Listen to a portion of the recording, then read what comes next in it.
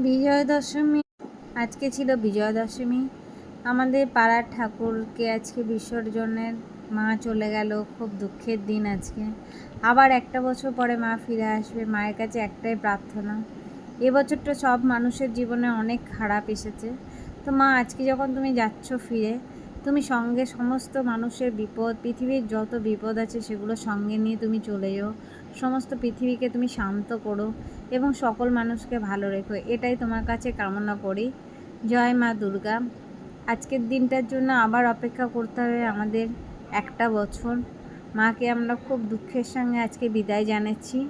মা তুমি ভালো থেকো, আবার তুমি ফিরে এসো সামনের বছর এবং সুন্দর একটা বছর নিয়ে আমাদের জীবনে এসো। এবছরটা আমাদের জীবনের অনেক কষ্ট গেছে, নেক্সট বছর যেন আমরা খুব ভালোভাবে কাটাতে পারি, এটাই তোমার কাছে কামনা করি।